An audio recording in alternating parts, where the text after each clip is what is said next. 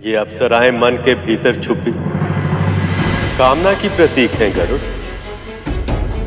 इसलिए जब तक उस कामना पर नियंत्रण नहीं होता तब तक ना तो ये विवाद सुलझेगा और ना ही देवी लक्ष्मी प्रकट होगी। तब तो प्रभु मुझे ही कुछ करना पड़ेगा।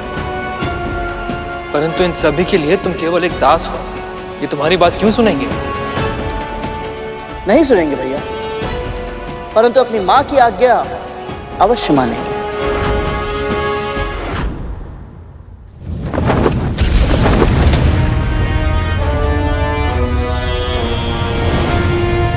राधा, विवाह तो केवल मेरा होगा। राहु, मेरी माँ उचित ही कहती है। क्या कहती है तुम्हारी माँ? यही कि अंत समय वनप्रास में बिताना ही श्रेष्ठ होता है।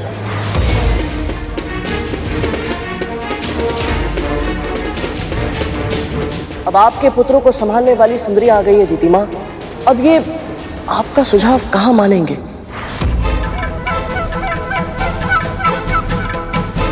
इसीलिए उचित यही होगा कि आप वन में या पिताजी के आश्रम में जाकर तपस्या करें।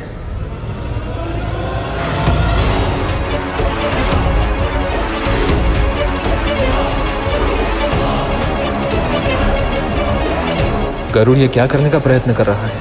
मैं तपस्या करने चली जाऊं ताकि ये देवता मेरे पुत्र को मूर्ख बना सके। राहु बड़ा मैं हूं, विवाह मैं ही करूंगा। अच्छा, तो ये अप्सराएं षड्यंत्र है मेरे पुत्रों के विरोध। लगता है तीर निशाने पे लग गया। लगता है गरुड़ की योजना सफल हो रही है। पुत्रों,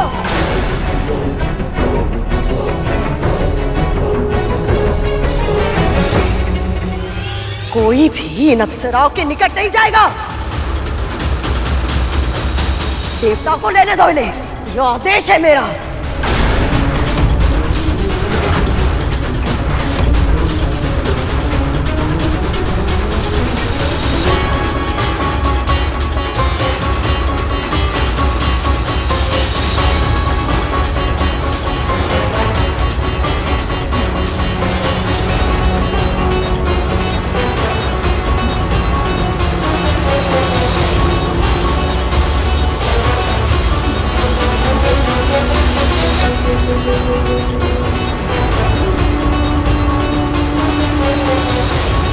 वाह गरुड़, तुमने बिना कुछ किए ही अप्सराओं का निर्णय देवताओं की ओर करवा दिया।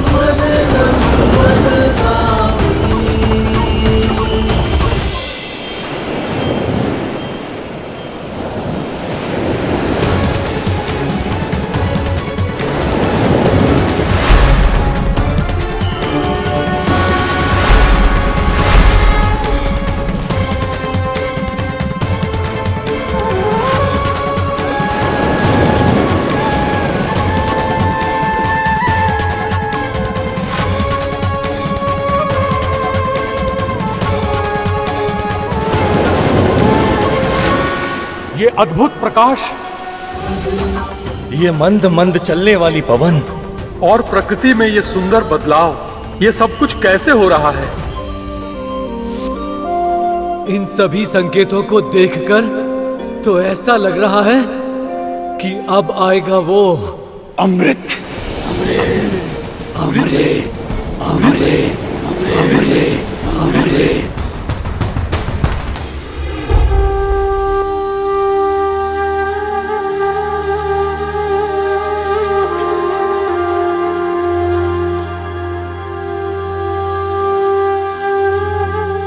भोर में मिलने आना विंता, कल कुछ ऐसा होगा जिसकी तूने कल्पना तक नहीं की होगी। बाबा ने मुझसे ऐसा क्यों कहा? और आज मेरा मन इतना अशांत क्यों है?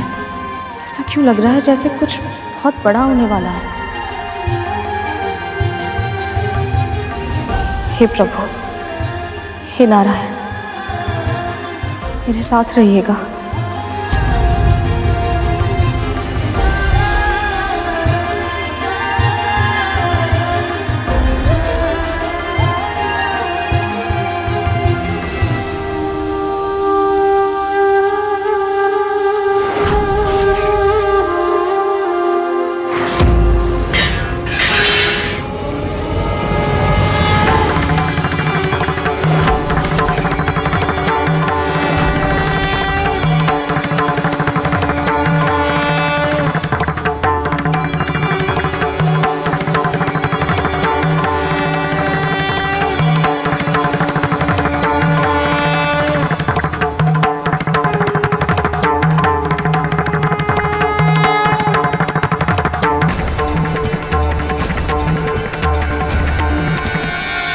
भगवान दत्तात्रेय, आप?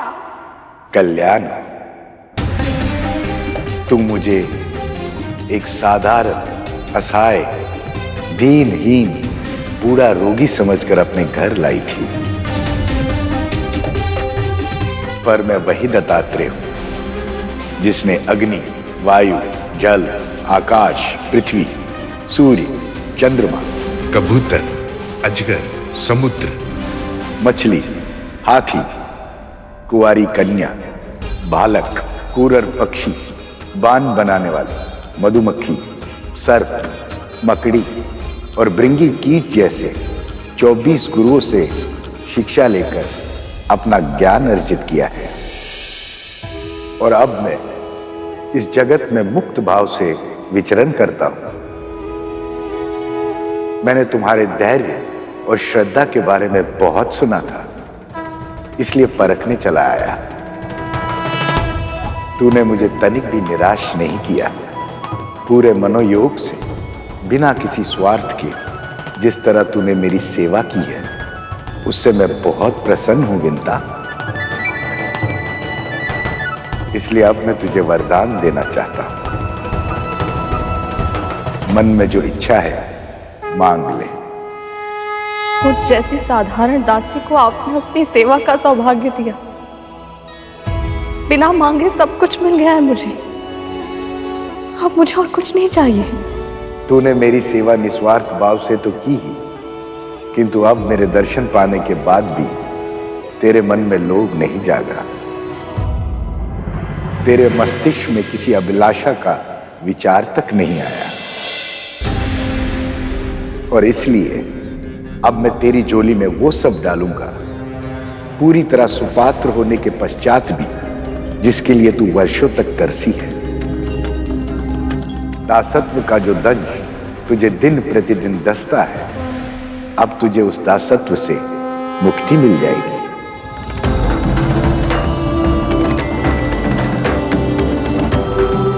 आपके कहने का अर्थ है आज से मेरा पुत्र और मैं मुक्त हो जाएंगे? नहीं, जिस प्रकार एक काली घनी लंबी रात्रि के पश्चात सर्वप्रथम आकाश में तुम्हारे पुत्र अरुण की लालिमा छाती है, और उसके बाद ही धीरे धीरे सूर्य का प्रकाश फैलता है, उसी प्रकार धीरे धीरे तुम्हें तुम्हारे कष्टों से मुक्ति मिलेगी। आज से तुम्हारा अच्छा समय आरंभ हो गया विंता, और धीरे धीरे एक एक करके तुम्हारे सभी दुख समाप्त हो जाएंगे, और फिर समुद्र मंथन से निकलने वाला अमृत तेरे जीवन के सारे विष को समाप्त कर देगा।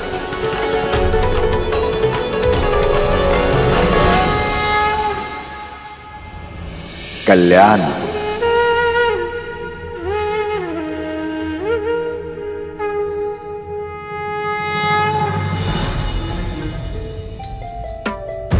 बाबा के आशीर्वाद के प्रयास में इतना श्रम करना पड़ेगा, इसकी तो कल्पना भी नहीं की थी। दीदी, दीदी, दीदी, धीरे बोल। पहले से मेरा मस्तिष्क फटा जा रहा है। क्या हुआ है? क्यों आई है तू यहाँ? दीदी वो बाबा, वो कोई साधारण बाबा नहीं है, वो भगवान दत्तात्रेय है दीदी।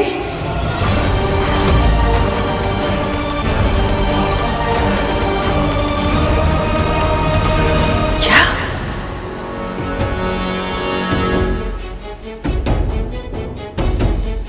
क्या कहा तूने? ये सत्य है दीदी। हमारे स्वामी प्रभु विष्णु की प्रतिमा को नहीं, भगवान दत्तात्रेय को प्रणाम कर रहे थे।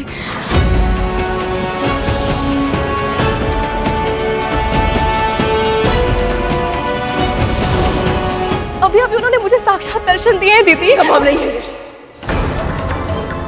ये संभव नहीं है।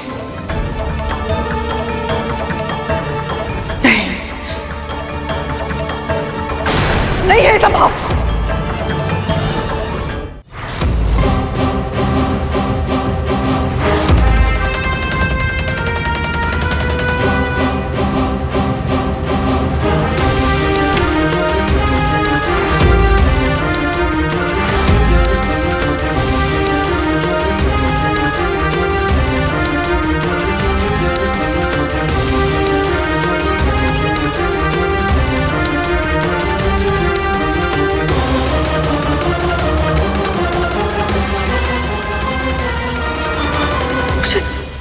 दर्शन भी नहीं दिया भगवान ने।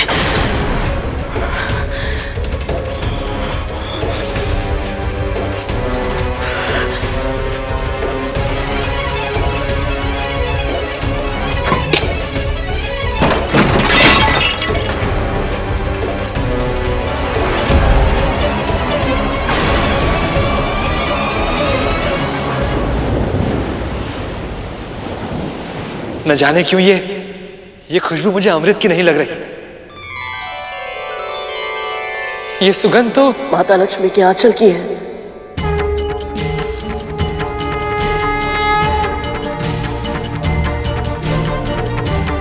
सही पहचाना गरुड़।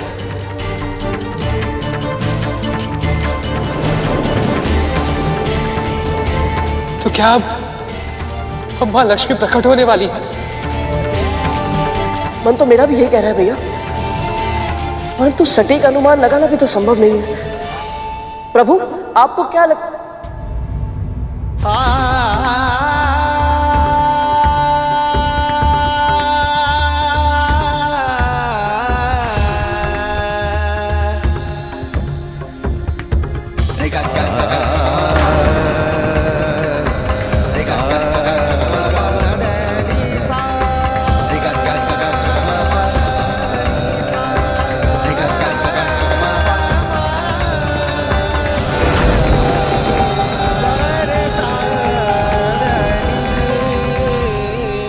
स्वामी, हमारे इस विरह की अवधि हमारी पुनर्मिलन की प्रतीक्षा समझकर बिताइएगा।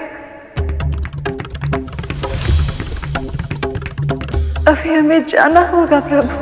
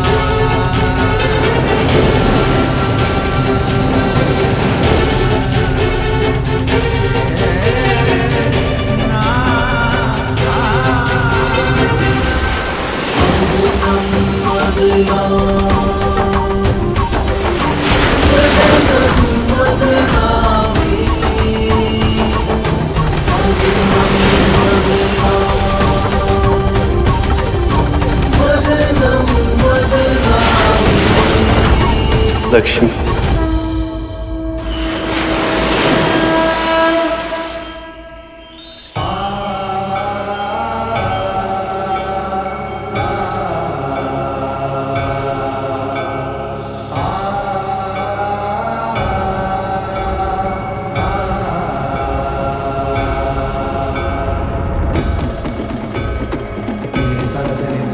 8 दल वाला कमल, इस पर तो माता लक्ष्मी विराजती है ना? हाँ गरुड़, और देखो उस कमल के आगे 2 हाथी भी चल रहे हैं। वो देखिए ऊपर आकाश में।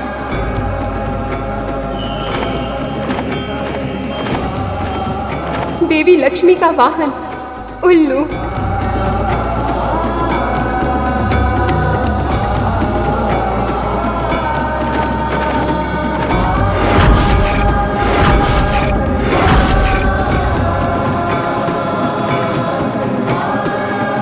मां के आगमन के सभी संकेत स्पष्ट हो चुके हैं प्रभु।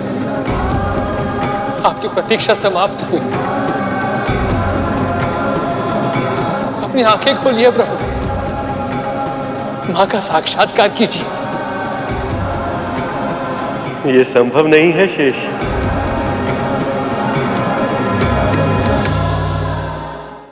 प्रभु, ये आप क्या कह रहे हैं? माता लक्ष्मी से मिलने के लिए आप इतने व्याकुल थे, और अब जब वो पल आ गया तो आप आंखें खोलकर उन्हें क्यों नहीं देख रहे हैं? मैं इतना प्रसन्न, इतना उत्साहित हूं कि मुझे भय लग रहा है गरुड़, कि कहीं ऐसा ना हो जाए कि मैं अपनी ऊर्जा पर नियंत्रण ही ना रख पाऊं।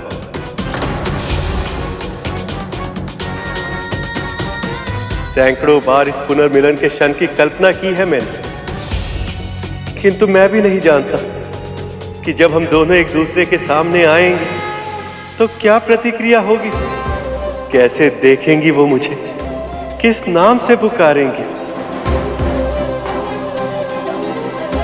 बस यही सोचकर मेरे हृदय की गति बढ़ती जा रही।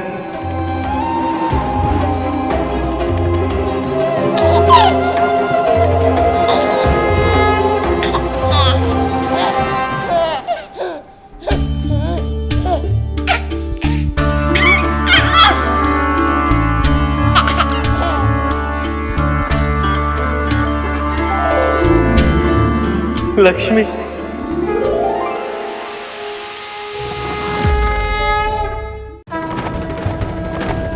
प्रभु मैं समझ नहीं पा रहा हूं, माता लक्ष्मी ने शिशु रूप में दर्शन क्यों दिए? क्योंकि ये भी हमारा ही बनाया नियम है। तुम तो जानते हो गरुड़ कि आत्मा अजर अमर होती, ना उसका जन्म होता और ना ही मरण। आत्मा जब एक नए तन को धारण करती है तो उसकी नई यात्रा का आरंभ बाल्यावस्था से ही होता है।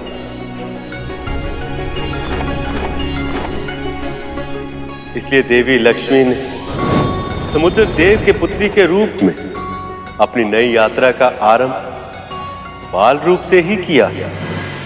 कितना भाग्यशाली हूं मैं कि स्वयं मां लक्ष्मी मेरी पुत्री बनी।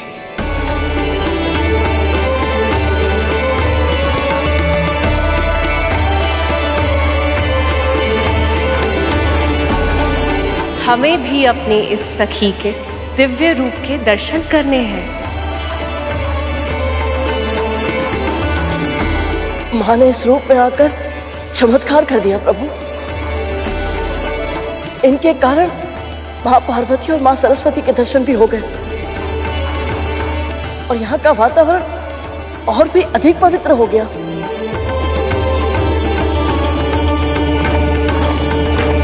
वो देखो गरुड़, ऋषिगण भी आ गए हैं।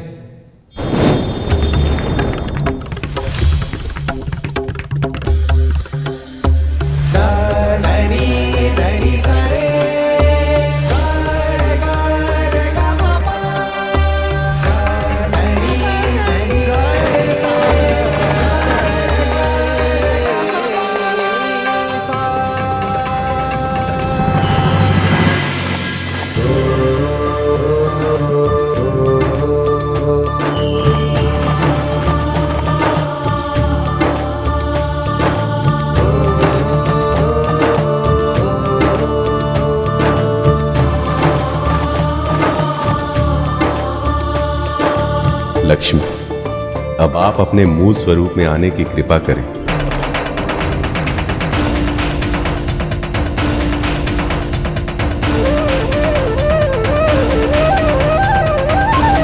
ऐसा तेज सिर्फ लक्ष्मी के आगमन पर ही हो सकता है।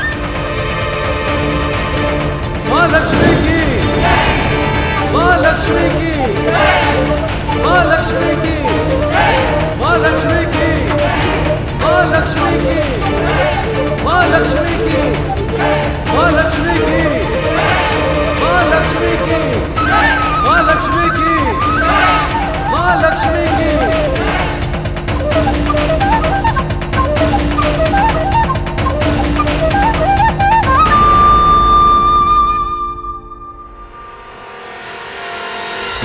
माता लक्ष्मी की, माता लक्ष्मी की, माता लक्ष्मी की, माता लक्ष्मी की, माता लक्ष्मी की, माता लक्ष्मी की, माता लक्ष्मी की, माता लक्ष्मी की।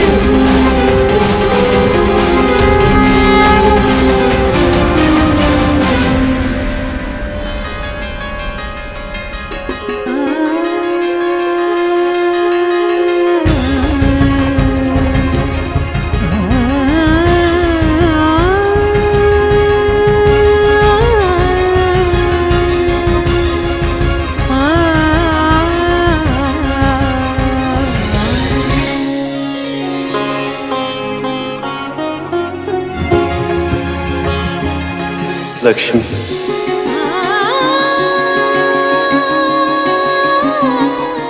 इस क्षण की प्रतीक्षा में हर पहर युगों की तरह बीतता है।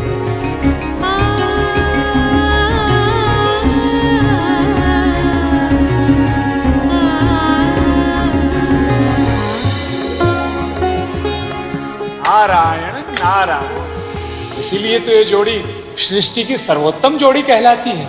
माँ की लीला में प्रभु कब भागीदार बन गए पता ही नहीं चला। नारायण नारायण। भैया, नारद मुनि ने बिल्कुल सत्य कहा। जब से मैं वैकुंठ आया हूं, मुझे यही लगता था कि सब कुछ होते हुए भी कोई कमी है। आज इन दोनों को इस तरह मुस्कुराते हुए देखकर अब समझ आया कि वो कमी किस बात की थी। मां के दर्शन मैंने पहले भी किए थे और तब वो उदासी थी। मुस्कुराते तो प्रभु भी थे, परंतु इनकी मुस्कुराहट की चमक इनकी आंखों में नहीं दिखती थी।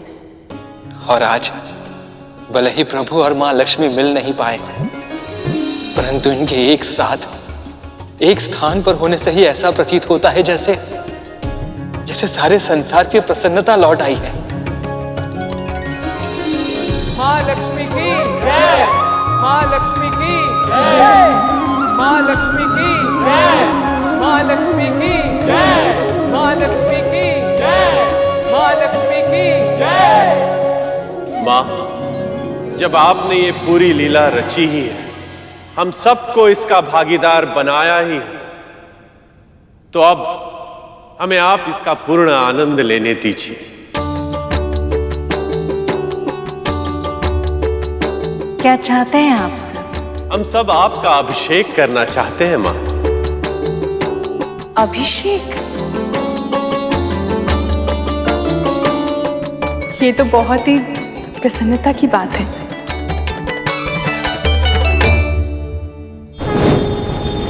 ऐसा अवसर कई वर्षों में एक बार ही आता है देवी, आज्ञा दे दीजिए।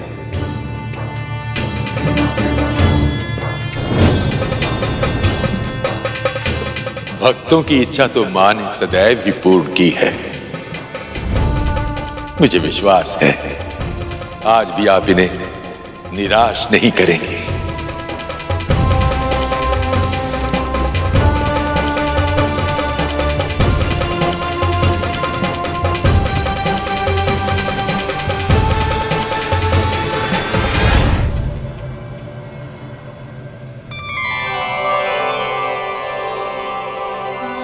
ये मेरी माँ के सुकर्मों का ही फल है कि मैं इतने सौभाग्यशाली क्षणों का साक्षी बन पा रहा हूँ। बस माँ और विमाता भी यहाँ उपस्थित होते तो उन्हें भी नारायण और लक्ष्मी माँ के मिलन देखने का सौभाग्य प्राप्त होता।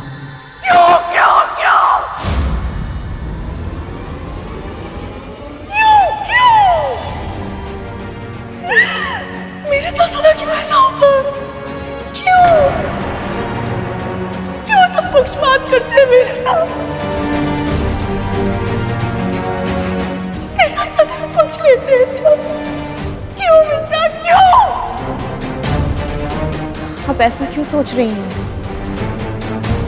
दर्शन भले ही ना हुए हो, पर उनकी सेवा करने का सौभाग्य तो आपको भी मिला है ना। सौभाग्य? जो मुझे मिला है दीदी उसे सौभाग्य कहती है तो सौभाग्य ही सही। तूने क्या मांगा उनसे? हाँ? चुप क्यों है, बोलती क्यों नहीं? इस बार तूने क्या वरदान मांगा अपने पुत्र के लिए? बोल ना। दासत्व का जो दंश तुझे दिन प्रतिदिन दसता है, अब तुझे उस दासत्व से मुक्ति मिल जाएगी। मुझे ये बात दीदी को बतानी चाहिए या नहीं?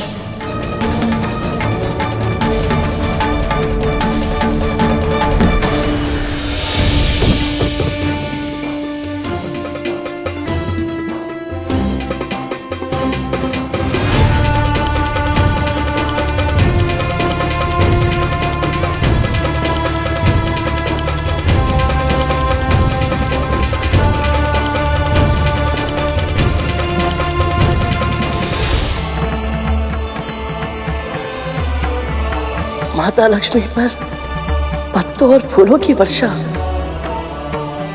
देवी लक्ष्मी नए जीवन और समृद्धि का प्रतीक है, इसीलिए भूमि देवी ने अपना उपहार समर्पित कर रही हैं।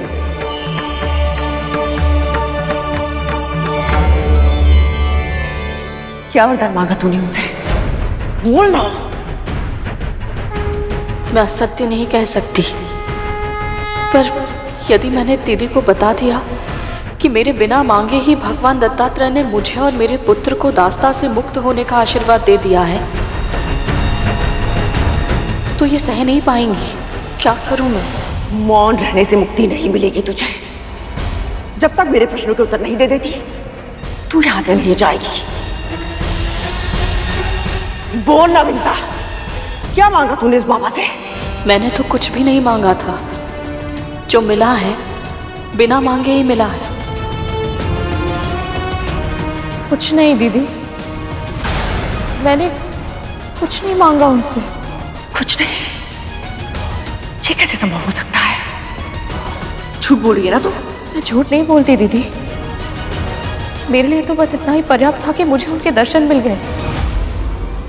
मैं इतनी भावुक हो गई थी कि ना मैं कुछ सोच पाई ना कुछ मांग पाई। पर उन्होंने मुझे दर्शन क्यों नहीं दिए? तुझसे कमी सही, सेवा तो मैंने भी की थी ना। मुझे कुछ भी दिए बिना कैसे जा सकते हैं वो? उन्होंने दिया है दीदी। भगवान दत्तात्रेय ने आपके लिए एक संदेश दिया है। क्या संदेश दिया है?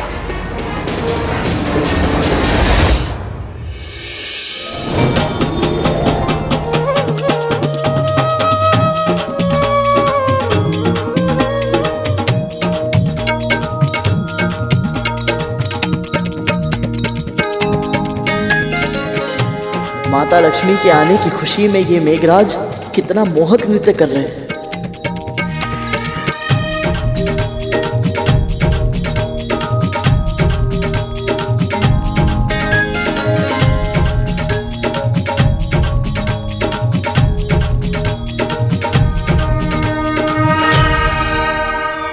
हे मां, ये समस्त संसार आपके हाथों की कठपुतली ही तो है।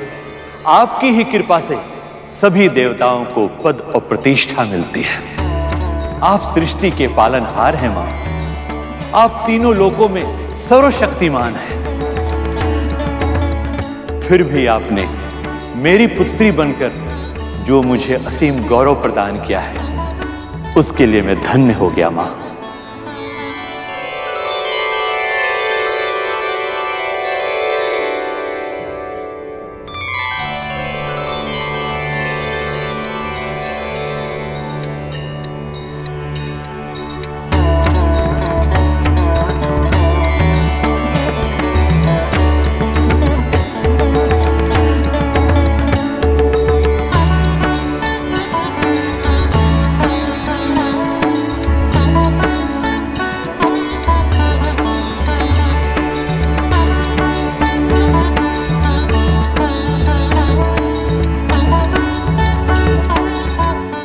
इन पीले वस्त्रों में माँ को देखकर ऐसा लग रहा है कि माँ प्रभु के रंग में ही रंग गई है।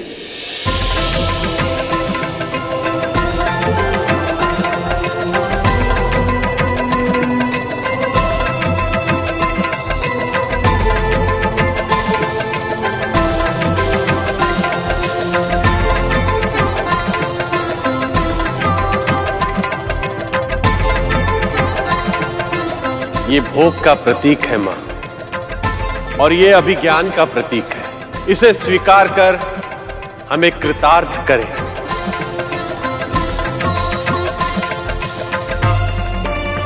ये कभी न मुरझाने वाली माला है, इसे स्वीकार कीजिए।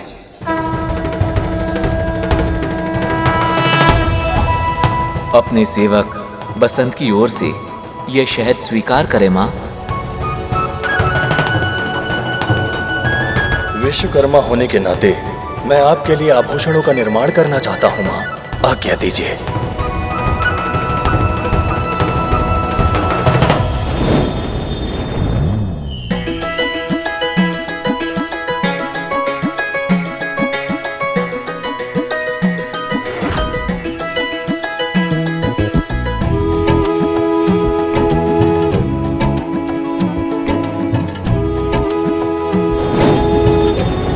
अपनी सखी की ओर से ये मोतियों की माला स्वीकार कीजिए देवी।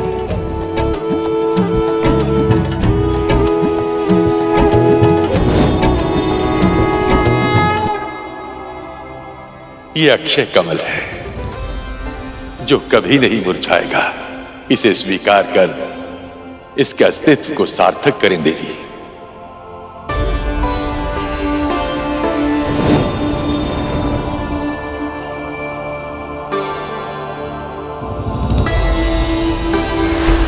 मां, मेरी ओर से ये तुच्छ भेंट स्वीकार करें।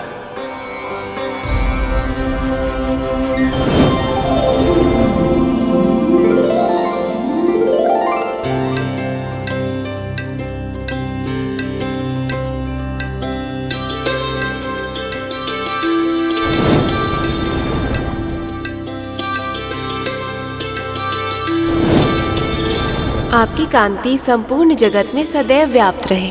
जिस पर भी आपकी दृष्टि पड़े उसके सभी कष्ट, सभी दुख सहज ही मिट जाएं और आपके भक्तों पर समृद्धि की अनंत वर्षा होती रहे। दरिद्रता उन्हें कभी छू भी न पाए।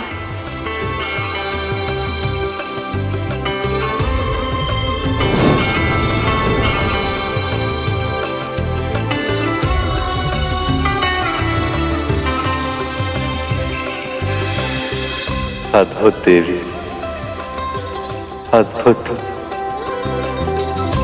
सौभाग्य का प्रतीक है ये कुमकुम, इसे स्वीकार करें मां।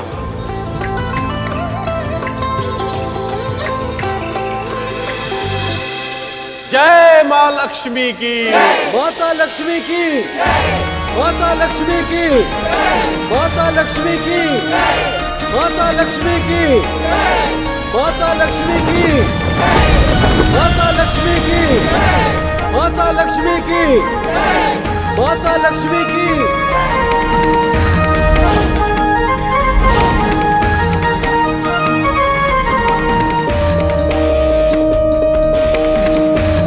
मेरे पास आपको भेंट देने के लिए कुछ नहीं है माँ, इसलिए मैं कुछ देने नहीं मांगने आया हूँ। अब प्रभु विष्णु की प्रतीक्षा का अंत करें।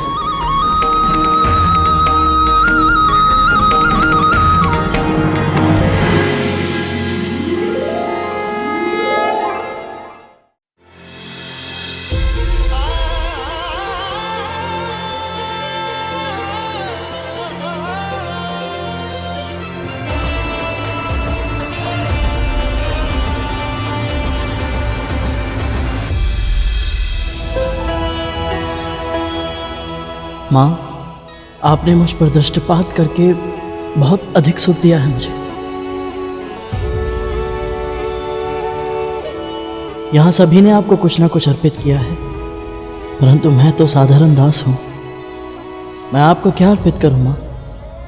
क्या भेंट दूँ मैं आपको?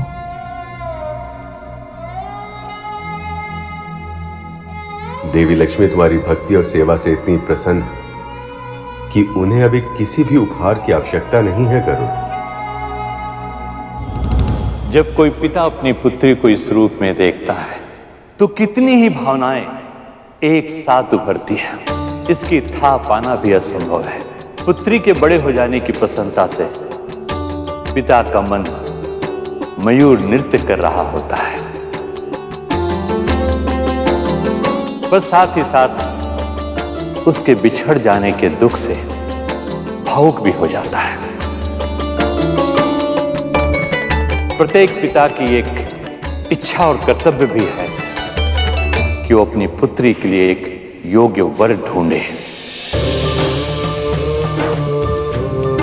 इस समय आप भले ही मेरे सामने एक पुत्री के रूप में हैं, पर ये मैं कैसे भूल जाऊं कि आप त्रिलोक की स्वामिनी हैं, संपूर्ण सृष्टि की माता हैं आप। इसलिए आपके योग्य जीवन साथी का चुनाव करने में मैं असमर्थ हूं।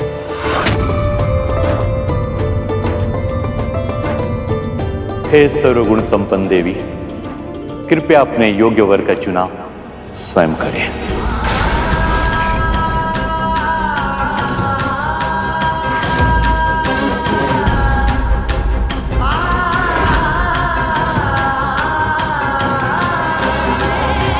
चुनाव? कैसा चुनाव? इस संपूर्ण जगत में माता लक्ष्मी के स्वामी प्रभु विष्णु के अतिरिक्त और कौन हो सकता है भला? और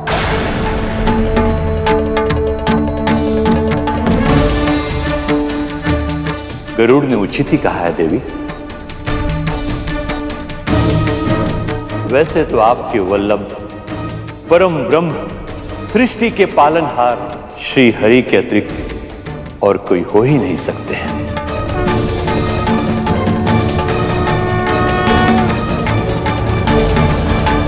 फिर भी मैं चाहता हूं कि आप स्वयं अपना वर चुनें। उत्तम सुझाव है देवी।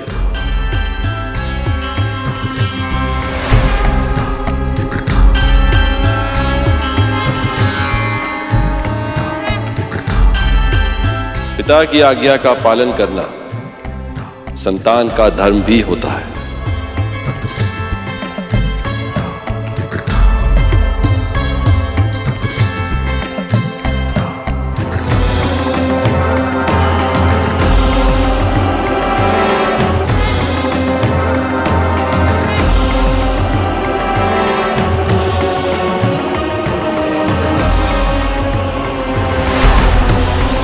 पुत्री, स्वयंवर आरंभ करें।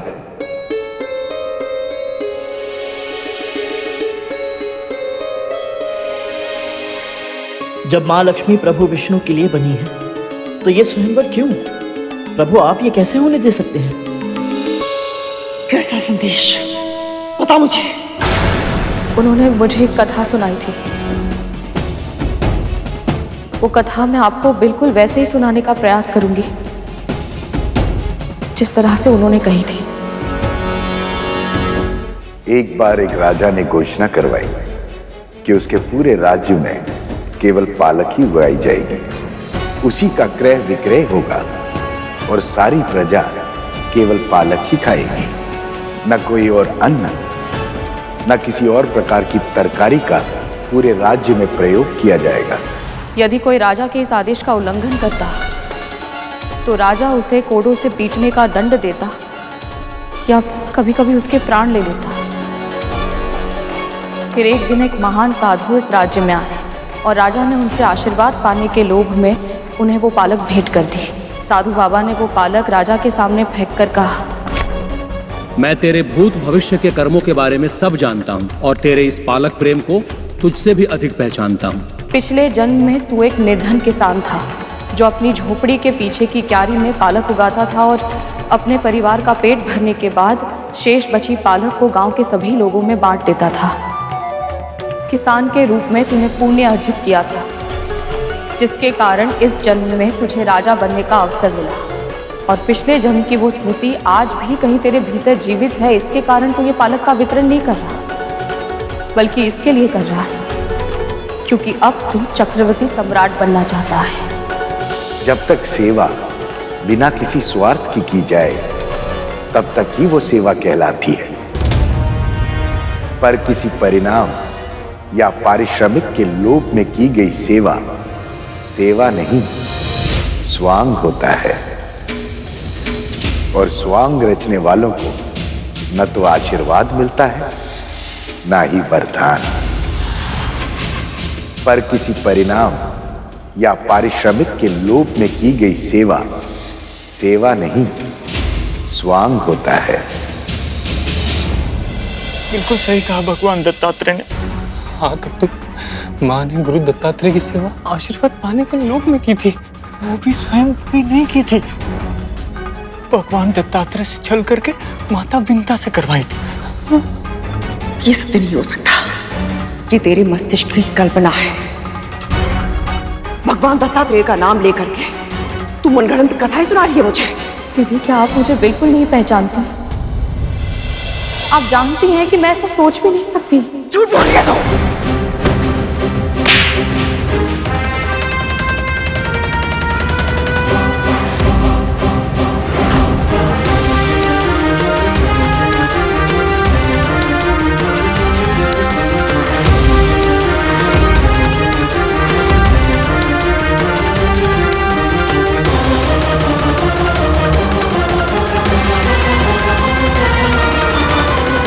सही किया भगवान दत्तात्रेय ने, माँ के साथ ऐसा ही व्यवहार होना चाहिए। हाँ, तब तो विमाता विंता सही थी, फिर भी माँ ने उन्हें दोषी ठहराया, इसीलिए उनके चेहरे पर एक काला चिन्ह आ गया।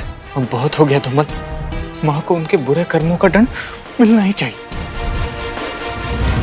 प्रभु, भला माँ को स्वयंवर की क्या आवश्यकता है? मैंने स्वयं इन्हें विरह की अग्नि में जलते देखा है। हर पल इन्होंने केवल आप ही को प्रेम किया है। तो फिर ये सब क्यों प्रभु? आप दोनों के मिलन में इतना विलंब क्यों?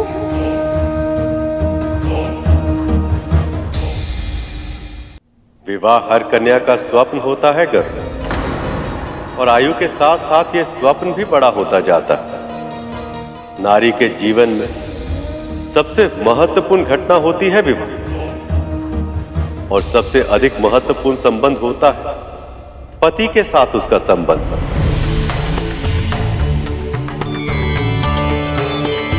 अपने पुरुष अपने प्रेमी के साथ प्रथम भेंट से बहुत पहले से हर युवती उसके स्वप्न देखने लगती है, अपनी आशाएं अपनी अपेक्षाएं संजोने लगती है। देवी लक्ष्मी भी किसी सामान्य कन्या की तरह अपने स्वप्न पुरुष के साथ अपना जीवन बिताना चाहती।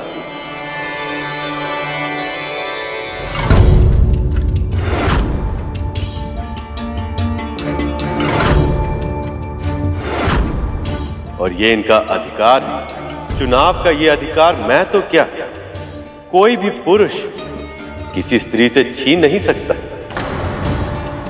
किंतु हां, इन्हें प्रेम करने के नाते मैं ये आशा कर सकता हूं कि चाहे कितना भी समय क्यों ना लग जाए,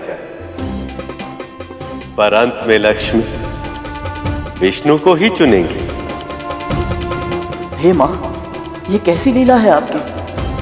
इतने समय तक प्रतीक्षा करने के बाद अब और विलंब। इस बीच कोई और समस्या उत्पन्न हो गई तो? यदि लक्ष्मी जी ने मुझे वर चुना तो मेरा पद सर्वोपरि हो सकता है। लक्ष्मी जी के लिए योग्य स्थान स्वर्ग ही है, वो मुझे ही चुनेंगी।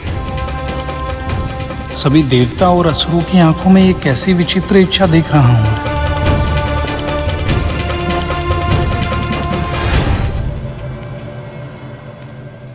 ये देवराज इंद्र हैं पुत्री, असीमित ऊर्जा की स्रोत, खगोलीय विद्युत, भयानक आंधियों के स्वामी। ये वीर अवश्य है पिताजी, पर इनमें असुरक्षा की भावना प्रबल है।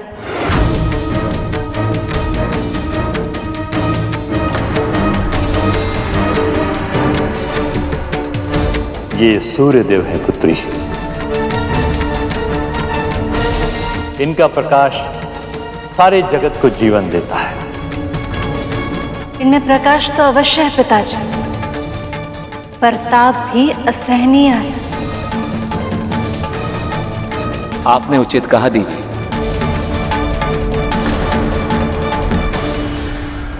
वहां की लीला भी अद्भुत है।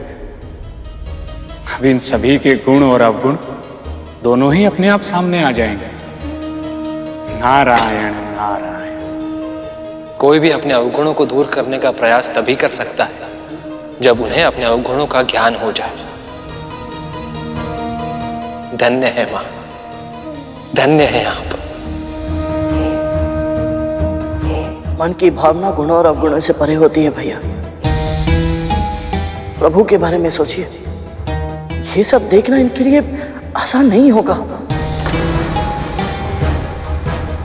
इनकी प्रिया इनकी आंखों के सामने अन्य सभी में अपना वर खोज रही है। ये पीड़ा को सहन करना और फिर भी मौन रहना प्रभु के लिए सरल नहीं है भैया। मैं तो कल्पना भी नहीं कर पा रहा हूं कि प्रभु में इतना संयम कैसे है। मुझे तो बहुत चिंता हो रही है भैया।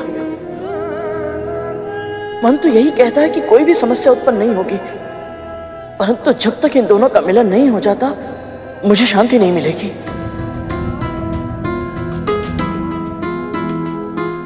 ये अग्निदेव है पुत्री।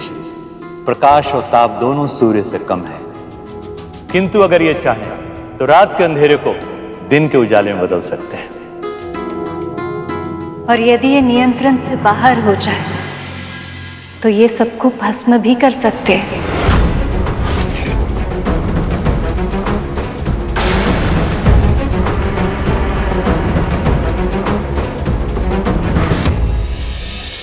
ये वायुदेव हैं पुत्री।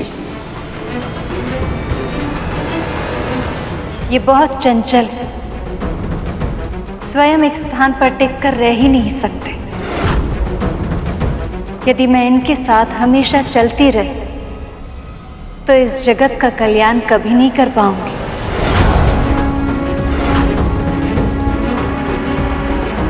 इनसे मिलिए पुत्री, ये हैं वरुण देव।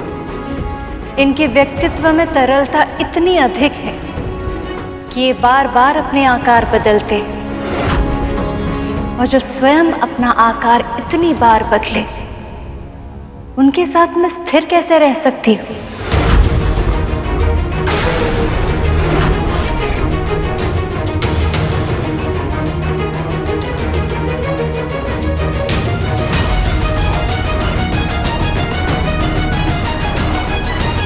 ये यमराज है, यमलोक के स्वामी हैं और कर्तव्यनिष्ठ भी। इनमें दया और करुणा का अभाव है पिताजी। लक्ष्मी इन देवताओं की नहीं हुई, अर्थात हम असुरों की होगी। पुत्री, इन सभी देवताओं में से कोई भी आपका हृदय नहीं जीत पाया है। आप चाहें तो नागों में से किसी एक का चुनाव कर सकती हैं। मैं अभी उनका प्रबंध कर सकता हूं।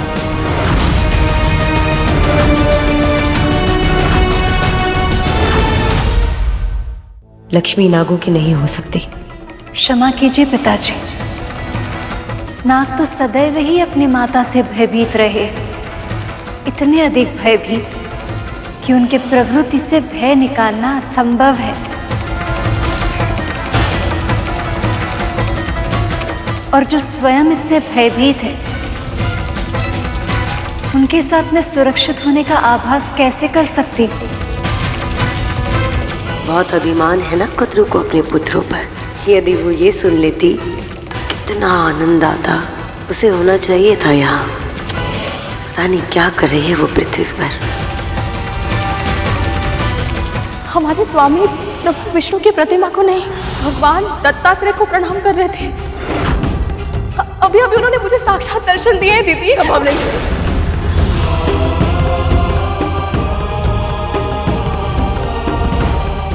ये आप क्या कर रही है माँ? संभालिए स्वयं को। ऐसे दुखी होने से क्या होगा माँ? यदि आप मन ही मन घुटती रहेंगी तो हम आपकी सहायता कैसे करेंगे? आप बात बताइए माँ। फिर से वही सब हो रहा है। तक्षक खा लिया। एक बार फिर से मेरे साथ अन्याय हो रहा और अब ये मैं सह नहीं सकती, नहीं सह सकती।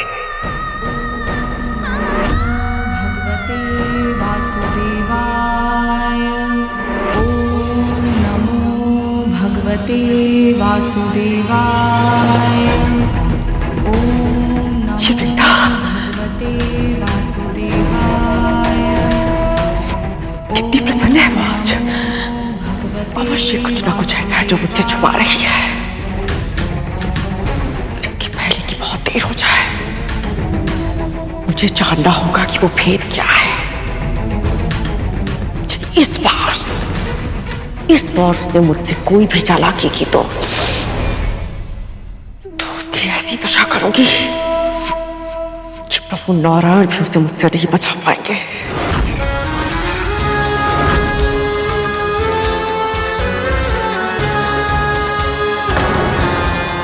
हाँ, ये आपके मुंह पे काले धब्बे कैसे आ गए?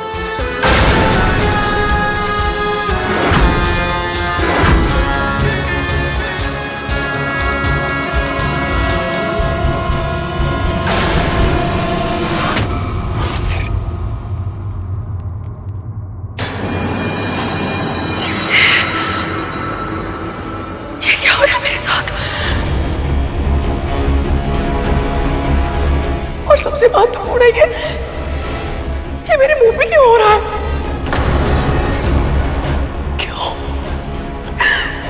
क्यों इतने कष्ट सहने पड़ रहे हैं मुझे? मानसिक और भावनात्मक कष्ट कब तक है जो अभी शारीरिक कष्ट? भगवान दत्तात्रेय का वचन तो सत्य हो रहा है। मैं भी यही सोच रहा था तक तो हमारी माँ के आंखों में आंसू है और विंता माँ के स्वर में सुख। हाँ, इसका अर्थ तो यह है कि विंता माँ और गरुड़ शीघ्र ही दास्ता से मुक्त हो जाएंगे। लक्ष्मी माँ तो सभी में कोई ना कोई अवगुण खोज रही हैं। ये तो स्वाभाविक है शेष। जो सर्वगुण संपन्न वो किसी अवगुण से युक्त पुरुष के साथ जीवन निर्वाह कैसे कर सकती?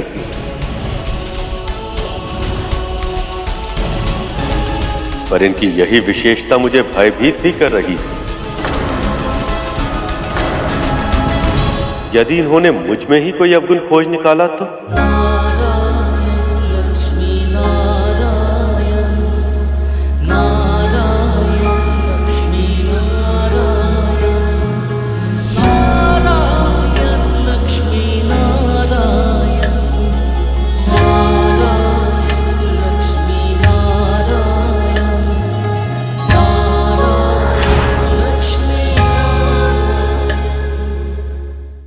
प्रभु ये क्या कह रहे हैं आप? भला आप में कोई अवगुण कैसे हो सकता है? तुम एक भक्त की दृष्टि से देख रहे हो गरुड़। एक स्त्री की दृष्टि वो भी देख सकती है जो कोई नहीं देख सकता। और जब उसे अपने जीवन साथी का चयन करना हो तो सर्वश्रेष्ठ से कम कुछ भी स्वीकार करने का प्रश्न ही नहीं उठता। तो भी ठीक है प्रभु, आज माँ के स्वयंवर से यह सिद्ध हो जाएगा कि आपके भीतर ना कोई खोट है ना कोई अवगुण। इस समस्त संसार में आपसे उत्तम पुरुष कोई हो ही नहीं सकता। सर्वश्रेष्ठ है आप। गरुड़ सही कह रहा है प्रभु, आपको चिंता करने की तनिक भी आवश्यकता नहीं।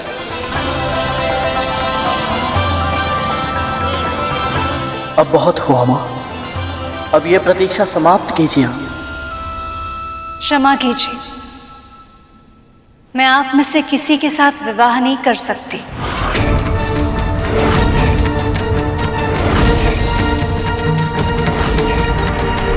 अब स्वयंवर में केवल असुर ही बचे हैं। इसका अर्थ यह है कि लक्ष्मी का विवाह किसी असुर से ही होगा। पर क्यों देवी? क्योंकि अभी तक आपने अपने क्रोध पर विजय प्राप्त नहीं किया है, और जिसके मन में विकार हो उन्हें मैं स्वीकार कैसे कर सकती हूँ?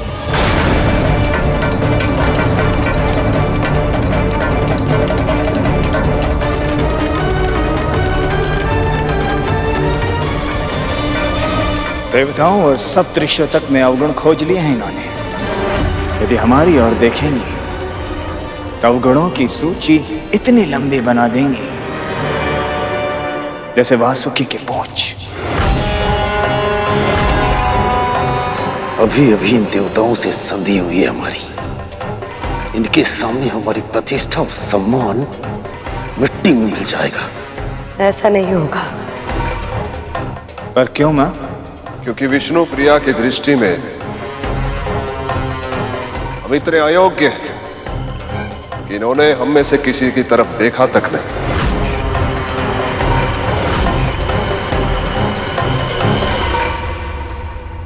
इन असुरों की उपेक्षा करके माँ ने बहुत अच्छा किया।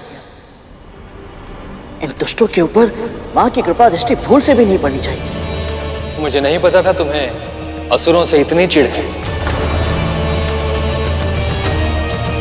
मुझे हर उस प्राणी से चिढ़ है भैया जो माँ और धर्म का सम्मान नहीं करते। मुझे भी गर्व है।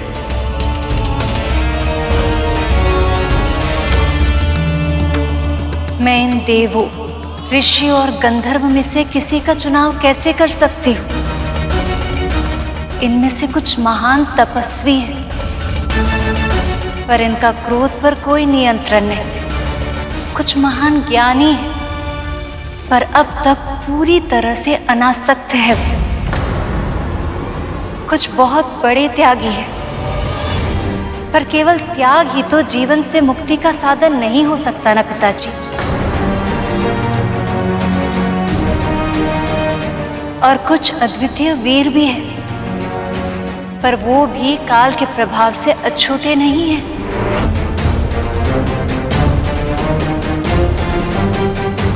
पिताजी, मुझे ऐसा लगता है कि यहाँ ऐसा कोई भी नहीं है जो मेरे पति बनने के योग्य है।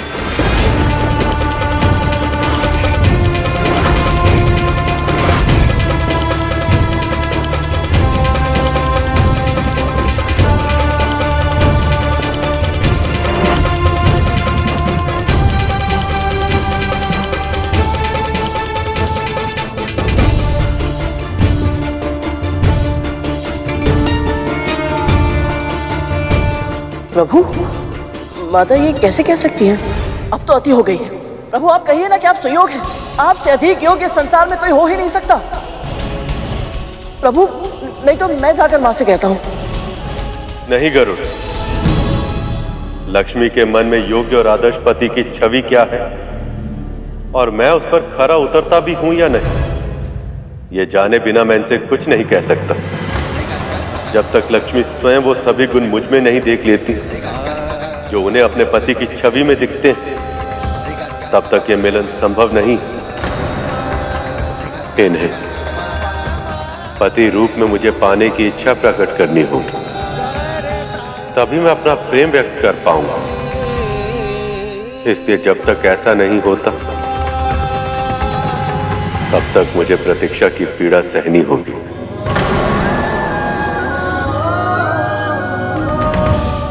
मुझे इसी बात का भय था प्रभु कि ये स्वयंवर आपकी उदासीनता का कारण ना बन जाए।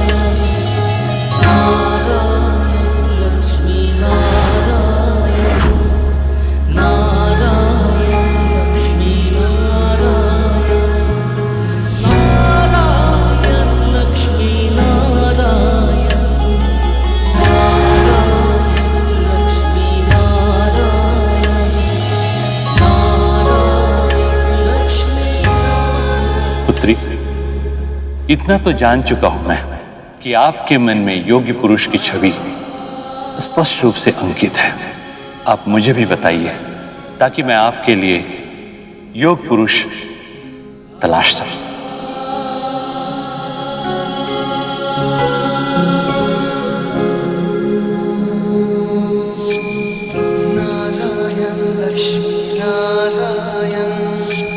हम क्या ढूंढे इस परम ब्रह्म को जो ये सारा संसार चलाए।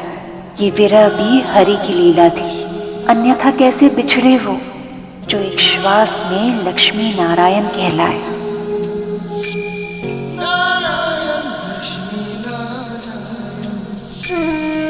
मैं चाहती हूं जो मेरे सुहाग बने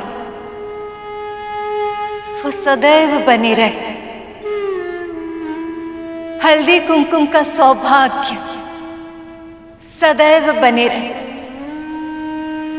और मेरे जीवन में कभी भी कोई सौत ना आए,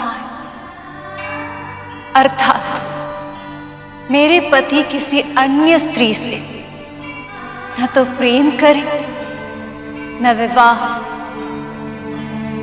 जो मेरे वर हो उनका वैभव सदैव रहे, जो अजन्मे हो,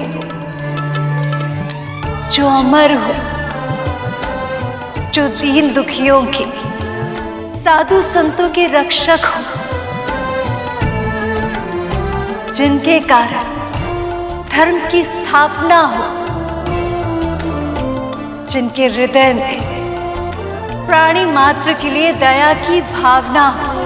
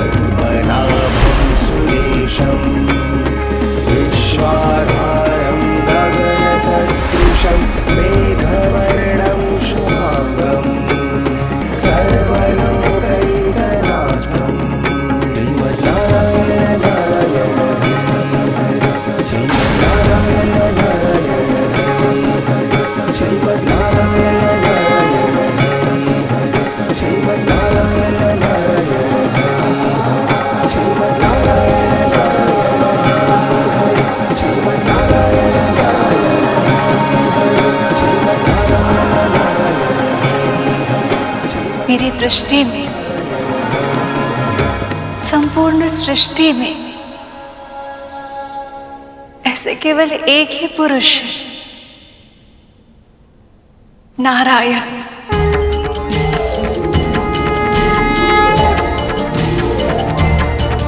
लेकिन मैं इनसे ये जानना चाहती हूँ, इनके जीवन में मेरा स्थान कहाँ होगा?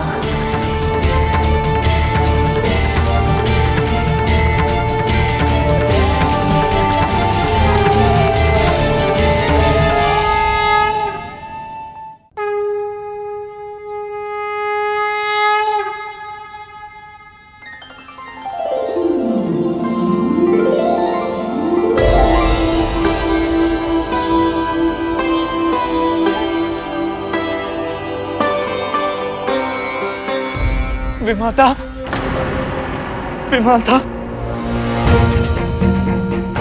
हमसे बहुत बड़ी भूल हो गई विमाता, हमें क्षमा कर दीजिए। ये क्या कर रहे हो तुम दोनों? उठो, उठो। क्षमा क्यों मांग रहे हो? सत्य यह है कि भगवान दत्तात्रेय ने आपसे पहले हमें दर्शन दिया था। हाँ विमाता, वो तो सिर्फ आपकी परीक्षा ले रहे थे। इसलिए जब भी आपको आवश्यकता थी हम सहायता करने का प्रयास करते थे। तभी हमें पता चला कि आप तो हमेशा से ही सही थी। हमारी माँ ने आपके साथ कितना दुर्व्यवहार किया था और हमने भी अतीत में आपको कितना तंग किया था ना। हमें क्षमा कर दीजिए विमाता, हमें हमारी भूल का आभास है।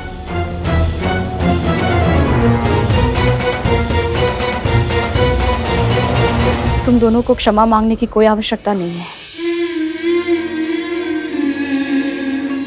मैंने कुछ भी स्मरण नहीं रखा और ना ही बुरा माना है।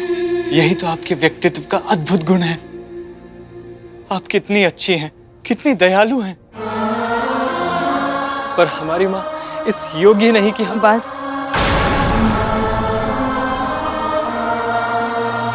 उनके बारे में कुछ भी बुरा मत बोलो। नहीं विमाता, अब सत्य कहने से हम भयभीत नहीं होंगे। केवल हमें ही ऐसा आभास नहीं हो रहा है, स्वयं भगवान दत्तात्रेय को भी ऐसा ही लगा था। इसलिए तो उन्होंने इस रोग का उपचार स्वयं ही कर दिया। कहना क्या चाहते हो तुम दोनों? अब से जब भी माता आपको सताएगी तो उनके चेहरे पर एक काला धब्बा बन जाएगा। दीदी रुक जाइए विमाता।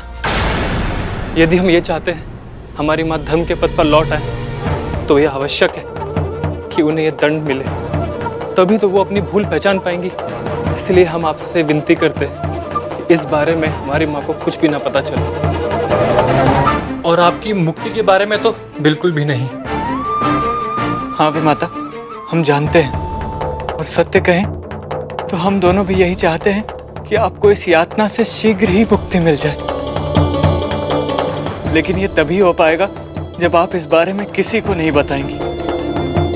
वचन दीजिए वे माता, आप इस बारे में कुछ नहीं कहेंगी।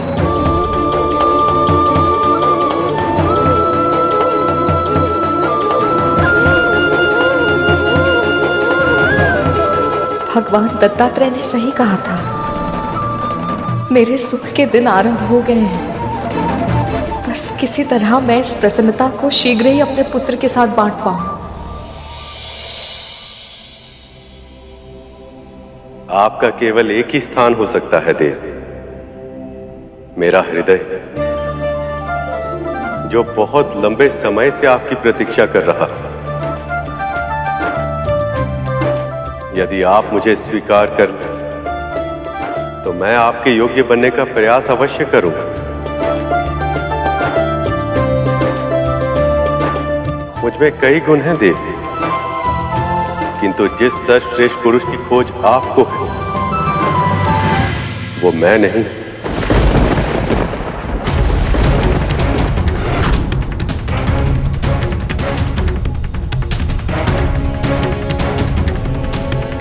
क्योंकि मैं तो सर्वश्रेष्ठ तब तक नहीं बन सकता जब तक आप मेरे साथ ना हो। आपके साथ के बिना मैं अधूरा हूं देव। आपका साथ ही मुझे पूर्ण बनाता। मेरा उत्साह आपकी मुस्कुराहट से, मेरा बल आपके प्रेम से। आपका पति बन मेरा सौभाग्य होगा देवी।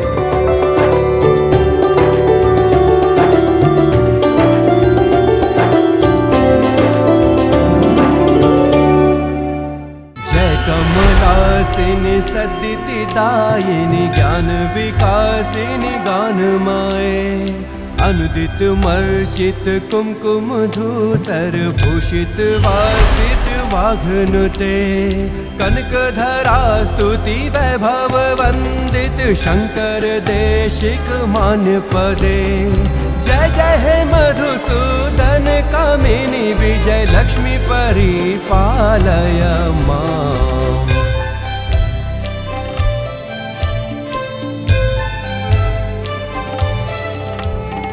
प्रणत सुरेश्वरी भारती भार्गवी शोक विनाशिनी रत्नमाए, मणिमय भूषित कर्ण विभूषण शांति समावृत हास्य मुखे, नवनिधि दायिनी कलिमल हारिणी कामित फल प्रद हस्तयुते। जय जय हे मधुसूदन कामिनी विद्या लक्ष्मी सदा पालय मां। वेद पुराण इतिहास सुपूजित वैदिक मार्ग प्रदर्शयुते। जय जय हे मधुसूदन कामिनी धन लक्ष्मी रूपेणा पालय मां। श्लो अष्टलक्ष्मी नमस्तुभ्यं वरद काम रूपिणी, विष्णु वक्षः स्थलारूढ़ भक्त मोक्ष प्रदायिनी। श्लो शंख चक्र गदा हस्त विश्वरूपिणी ते जयः। जगन्मात्रे च मोहिन्ये मङ्गलं शुभमङ्गलम्। लक्ष्मी नारायण की जय, लक्ष्मी नारायण की जय, लक्ष्मी नारायण की जय, लक्ष्मी नारायण की जय। प्रभु, देवी, मेरे दिए हुए श्राप के कारण आप दोनों को वियोग सहना पड़ा। उसके लिए मैं क्षमा प्रार्थी हूं। आपका क्रोध भी कल्याणकारी रहा है महर्षि। यदि आप श्राप नहीं देते तो देवराज इंद्र का अहंकार कैसे टूटता? असुरराज बलि को उनके अच्छे कर्मों के कारण स्वर्ग कैसे मिलता? वासुकी को महादेव कैसे मिलते?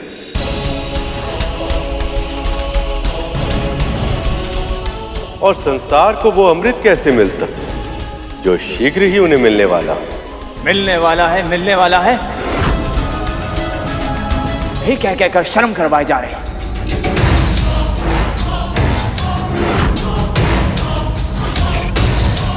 पर मिलेगा कब?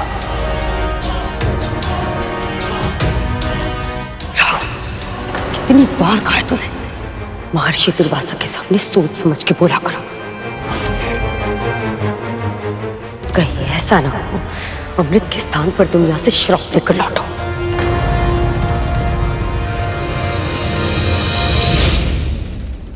देवी, जब आप लौट ही आई हैं तो अपनी कृपा दृष्टि का आशीर्वाद देवताओं को भी दे दीजिए। श्री के बिना इनके जीवन में ना ही कोई सुख है और ना ही कोई उल्लास।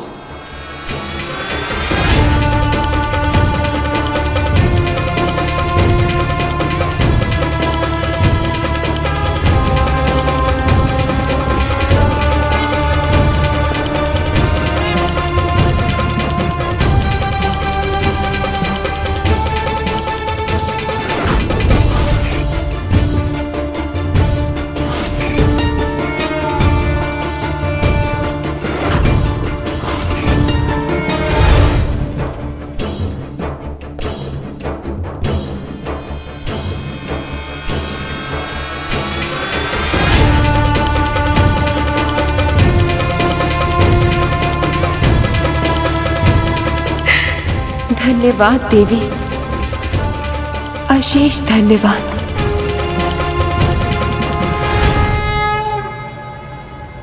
जितना भी प्रसन्न होना है हो लो इंद्र। अमृत मेरे हाथ लगने के बाद तुम्हारा और सभी देवताओं का अंत निश्चित है। विष्णु ने एक बार फिर से हमारे साथ पक्षपात किया है, किंतु इस बार मैं ये मंथन पूरा होने नहीं दूंगी।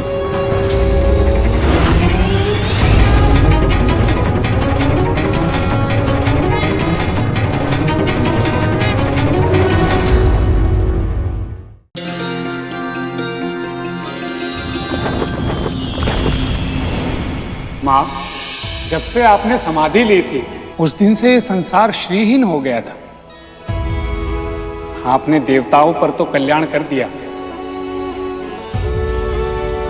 कृपया अब इस संसार पर भी दृष्टिपात कीजिए, सबका कल्याण कीजिए माँ।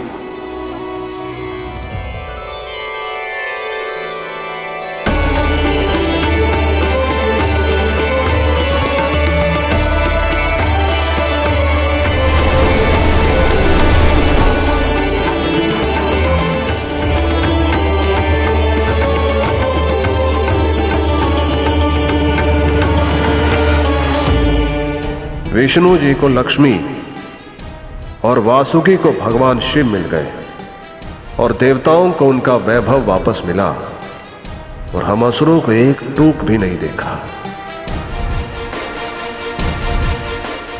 माँ, इस संसार में कुछ व्यक्ति ऐसे भी हैं जिनके मुख पर अब भी उदासी छाई है। मैं जानती हूँ पुत्र, पर मेरी दृष्टि इतनी आसानी से किसी पर नहीं पड़ती। इस संसार में कई स्थान ऐसे हैं जो मुझे अप्रिय है। अब तुमने पूछा ही है तो सुनो। मैं वहां कभी नहीं जाती जहां गुरुजनों, माता पिता और किसी भी बड़े का अपमान हो रहा।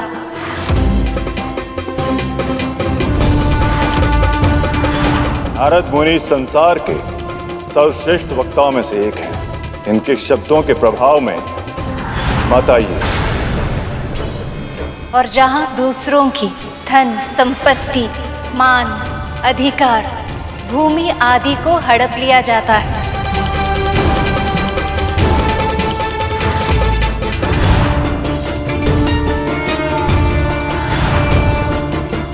और यहाँ तक कि दूसरों को भूखा देखकर अपने घर में धन और अनाज भरते हैं, उनके घर आज तक न मैं गई हूं और न भविष्य में मैं कभी जाऊंगी।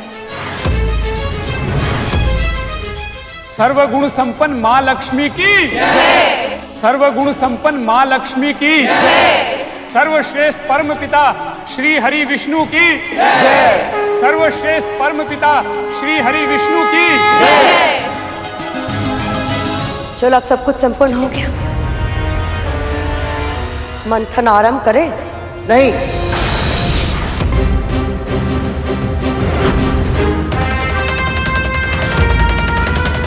अभी मंथन नहीं हो सकता।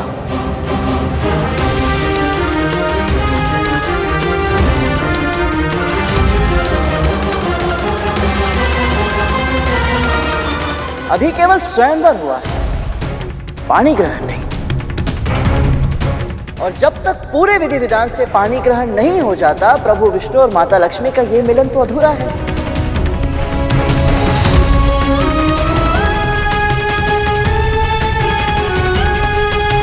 क्यों समुद्रदेव अपनी पुत्री का कन्यादान नहीं करेंगे?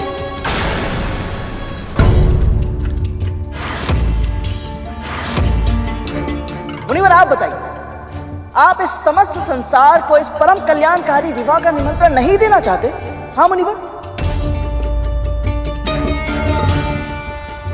यहां उपस्थित सभी माताओं से पूछना चाहता हूं, अपनी सखी का अभिषेक करने में आप सभी को इतना आनंद आया था, तो क्या मंगल स्नान के अलौकिक सुख का अनुभव नहीं करेंगे आप सब? जब से ही विष्णु से मिला है कुछ ज्यादा ही उड़ रहा है।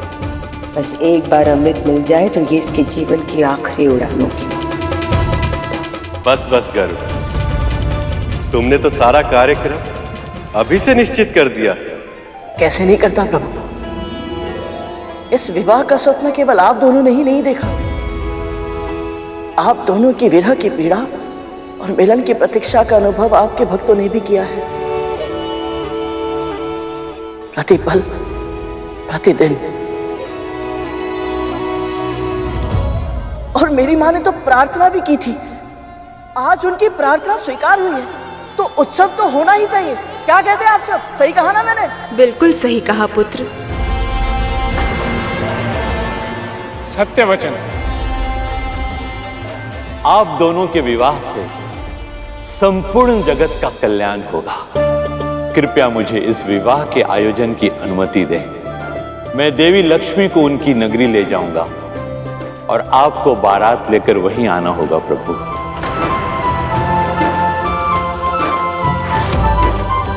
इस विवाह में सभी विष्णु भक्त सम्मिलित होंगे और मेरी माँ भी।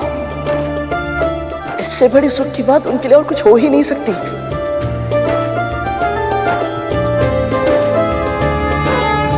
क्या हो रहा है ये सब?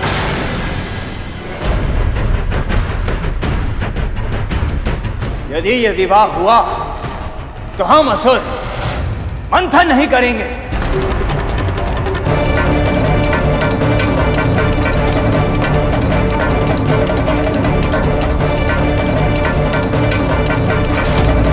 राहु, जानते भी हो तुम क्या कह रहे हो? पूरी धमकियों से कोई लाभ प्राप्त नहीं होगा राहु। अमृत का आना अभी शेष है। सत्य कहा देवराज, अमृत प्रकट होना शेष है अभी। इसलिए आप सब एक दास के कहने पर अपना लक्ष्य भूलने के लिए तैयार हैं। मंथन रोककर विवाह का आयोजन कर रहे हैं आप। परंतु इस विवाह से तो सबका कल्याण होगा पुत्र। क्षमा कीजिएगा विमाता अदिति, पर मुझे संदेह है मंथन से भी अभी तक असुरों का कोई कल्याण नहीं हुआ है। पहले से ही हम वासुकी के मुख की ओर हैं और इसीलिए भीषण दाह सहने पर विवश है। साथ ही हलाहल और अलक्ष्मी जैसे महासंकटों का सामना करने के कारण हमारा विश्वास डगमगाया हुआ है। और ये तो आप जानते हैं विमाता, देवी लक्ष्मी ने हमें एक दृष्टि भर करके देखा तक नहीं।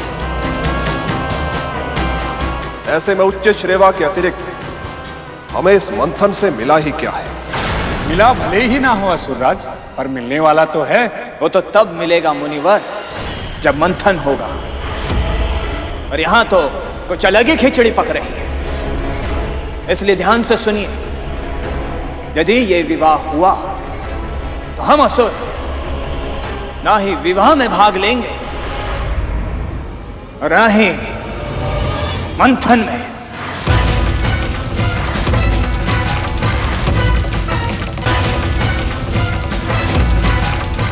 यदि असुरों ने समुद्र मंथन करने से मना कर दिया तो मेरे पुत्रों को कभी भी स्वर्ग और उनकी प्रतिष्ठा वापस नहीं मिल पाएगी। असुर चाहते हैं कि पहले मंथन फिर विवाह।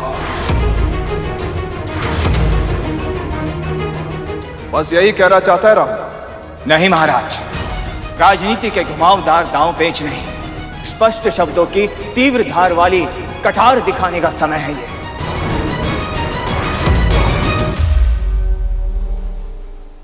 अब हम असुर और तिरस्कार सहन नहीं करेंगे।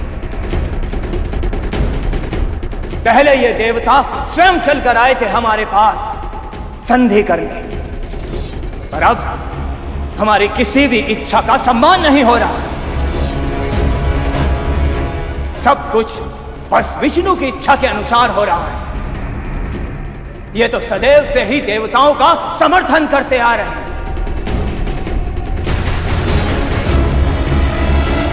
पर अब बहुत हुआ। अब या तो पहले अमृत निकलेगा या फिर हम असुर इस मंथन को यहीं समाप्त कर देंगे।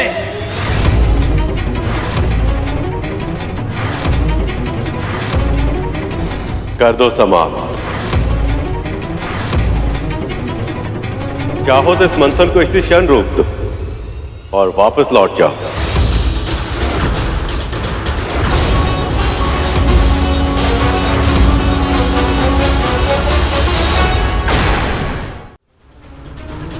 परंतु प्रभु, असुर चले गए तो मंथन कैसे होगा? यदि असुरों को सच में ऐसा लगता है कि उन्हें अमृत की आवश्यकता नहीं, और वो भी तब जब देवताओं को उनकी श्री और शक्ति मिल चुकी, तो असुर ये मंथन छोड़ के अवश्य जा सकते हैं।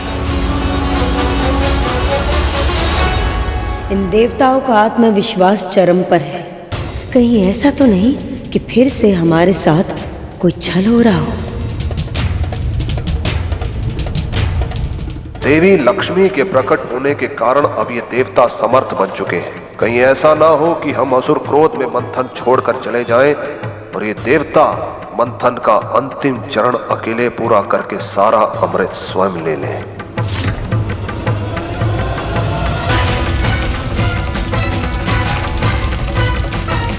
वैसे भी गुरु शुक्राचार्य की आज्ञा न मानकर हमने उन्हें रुष्ट कर दिया है। पता नहीं हमें संजीवनी विद्या का लाभ फिर से मिलेगा या नहीं। जब कोई भी कार्य अपनी इच्छा अनुसार ना हो तो खिन्न होना स्वाभाविक है, पर इसका अर्थ ये नहीं है कि हम असुर अपने वचन से पलट जाएंगे। पर महाराज,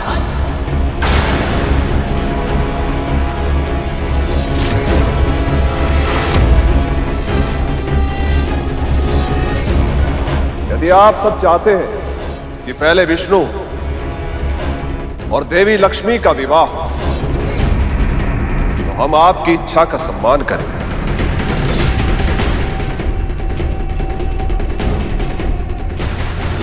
विवाह पूर्ण होने तक आपकी प्रतीक्षा करेंगे। तब तक हमें विश्राम करने का अवसर भी मिल जाएगा। वैसे भी वासुकी के मुख की ओर होने के कारण हमें विश्राम की आवश्यकता भी है। तो फिर निश्चित हुआ, पहले विवाह होगा और फिर मंथन आरंभ होगा। नारायण नारायण।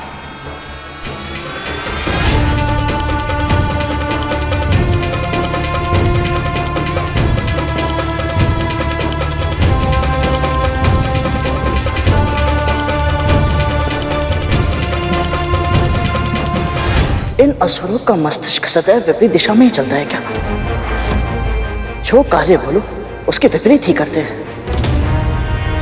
मुझे पूरा विश्वास है कि कुछ तो गड़बड़ है, और ये जानने के लिए मैं किसी भी सीमा को पार कर सकता हूं।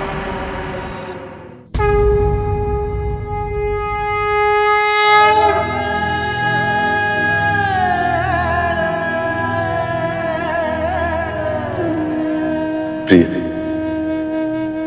अभी अभी तो लौट कर आई, अब फिर से विरह। हमारा मिलन स्थायी हो पाए, इसके लिए छोटा सा विरह आवश्यक है प्रभु। देखना, इस बार मैं जब वापस लौटूंगी ना, फिर कभी आपसे दूर नहीं होंगी।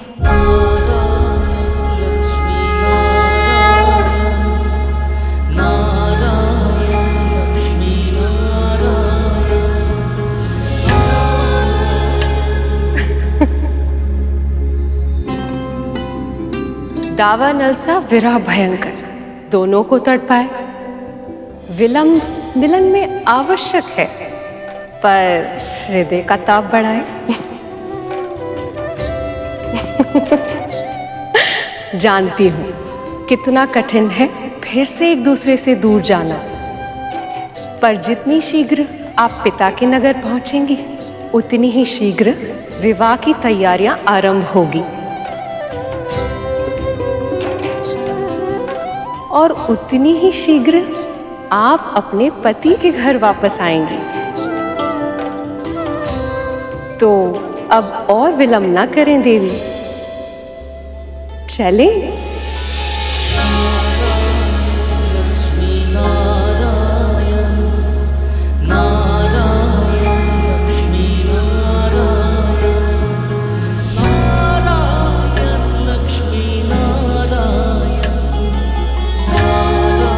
देवी,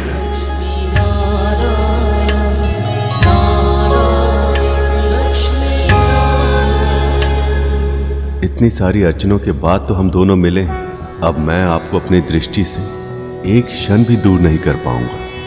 कष्टदायक तो मेरे लिए भी है प्रभु, किंतु हमें एक होने के लिए थोड़े समय का विरह सहना होगा।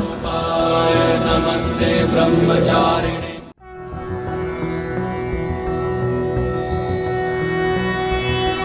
नमस्ते ब्रह्मरूपाय विष्णुरूपाय ते नमः। नमस्ते रुद्ररूपाय करिरूपाय ते नमः। विश्वरूप स्वरूपाय नमस्ते ब्रह्मचारिणे। नहीं प्रभु, ये क्या कर रहे हैं आप? ऐसे मत झुकिए। पर बिना झुके पहनाऊंगा कैसे? आप मुझे दे दीजिए, मैं स्वयं पहन लूंगी। ये तो संभव ही नहीं है देवी।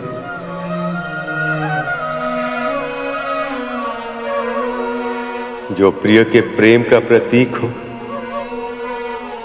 उसे प्रेमी के हाथों से ही धारण किया जाता है। पर मैं आपको झुकने दूं? ये तो असंभव है प्रभु।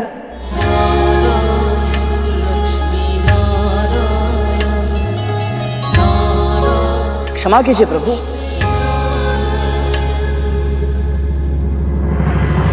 परंतु मेरे पास एक समाधान है।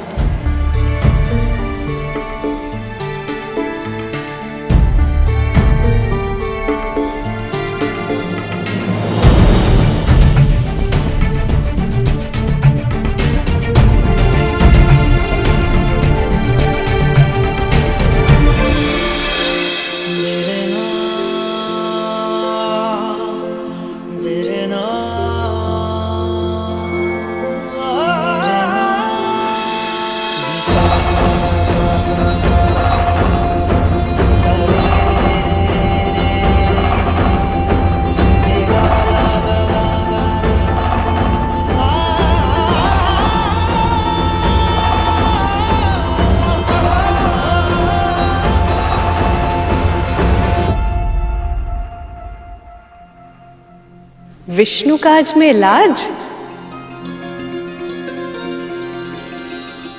सखी की हिचक को आड़े मत आने दीजिए भैया, पहना दीजिए अपनी प्रिया को पायल।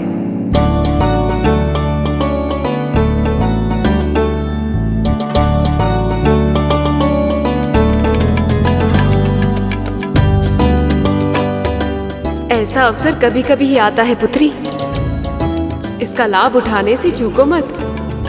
पहना दीजिए प्रभु, पहना ही दीजिए, पहना दीजिए प्रभु, पहना ही दीजिए।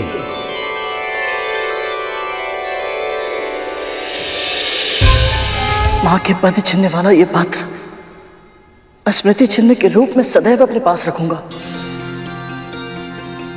माँ आज्ञा है ना?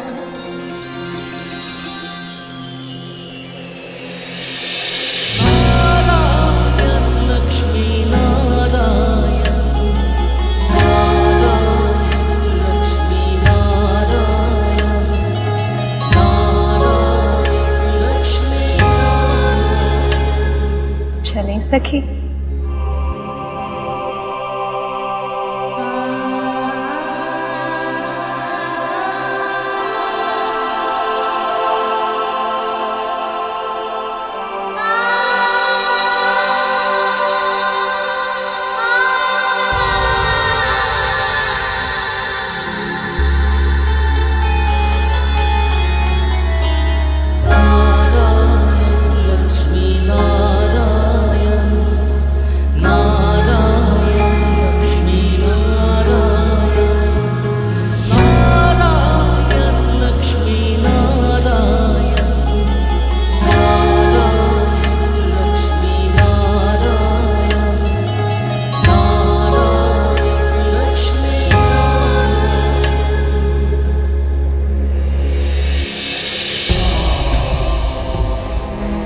इतना अटूट प्रेम है इनमें, ये जानते हुए भी कि ये बिछो पुनर्मिलन के लिए ही है। इन दोनों के मन में कितनी पीड़ा उमड़ रही है। मैं तो कहता हूँ हमें इस विवाह का बहिष्कार करना चाहिए माँ। वैसे भी ये विष्णु सदैव हम असुरों के शत्रु रहे हैं और हम इनके विवाह में सम्मिलित हो, असंभव है ये।